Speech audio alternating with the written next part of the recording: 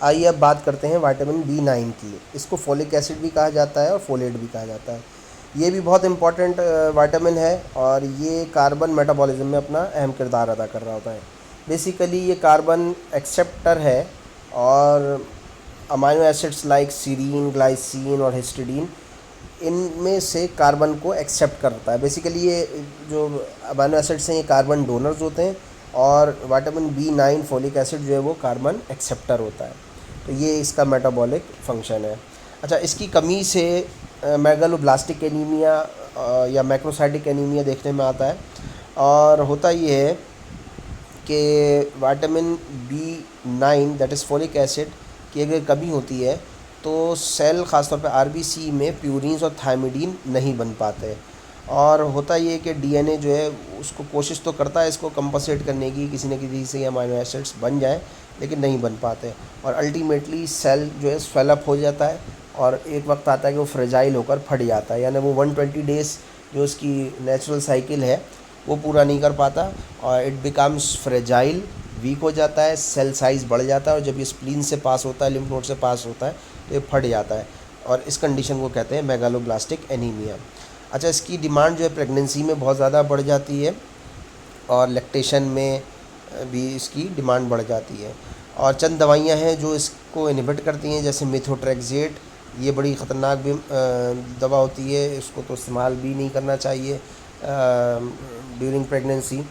और methotrexate basically जो है वो ऑटोइम्यून डिसऑर्डर्स में इस्तेमाल कराते हैं।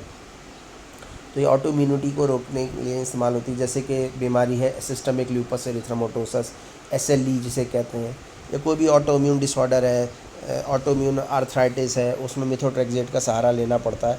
लेकिन प्रेगनेंसी में इस दवा को यूज़ नहीं, बिल्कुल हाईली कॉन्ट्राइंडिकेटेड है। और इस विटामिन की कमी से न्यूरल ट्यूब डिफेक्ट्स भी आ सकते हैं, चूँकि जाहिर सी बात है ये प्रेगनेंसी में इसकी डिमांड बढ़ जाती है। ठीक, नेक्स्ट विटामिन है विटामिन B12। जी, अब बात करते हैं विटामिन B12 की। इसको कोबालमीन भी कहा जाता है। बेसिकली इसकी जो कोएंजाइम फॉर्म्स हैं वो हैं दो, 5D ऑक्सी एडिनो साइक्लोकोबालमीन और मिथाइल कोबालमीन। बेसिकली ये भी कोएंजाइम के तौर पर एक्ट कर रहा होता है ये विटामिन, और इसकी डेफिशिएंसी से मशहूर ज़माना बीमारी ज़िक्र आता है, that is pernicious anaemia. Basically होता ये है कि ये विटामिन ऐसा विटामिन नहीं है जिसकी कमी फ़ौरन आ जाए। नंबर 1, इसकी कमी उस वक्त देखने में आती है जब आंतों में या मैदे में कोई पैथोलॉजी डेवलप हुई हो, जैसे कि पेप्टिक अल्सर है। पेप्टिक अल्सर में होता क्या है कि पेप्टिक अल्सर में वो सेल्स जो कि इंट्रिंसिक फैक्टर रिलीज़ करते थे और इंट्रिंसिक फैक्टर विटामिन B12 के साथ बाइंड होकर उसकी एब्जॉर्प्शन में हेल्प करता था, ये प्रोसेस रुक जाता है। पेप्टिक अल्सर वाला पेशेंट जो है वो इंट्रिंसिक फैक्टर रिलीज़ नहीं कर रहा होता उसका मैदा, और अल्टीमेटली ग़िज़ा में अगर विटामिन B12 जा भी रहा हो तो विटामिन B12 जो है वो अनएब्जॉर्ब्ड खारिज हो जाता है और उसकी डेफिशिएंसी आ जाती है, हैंस क्रिएटिंग परनीशियस एनीमिया।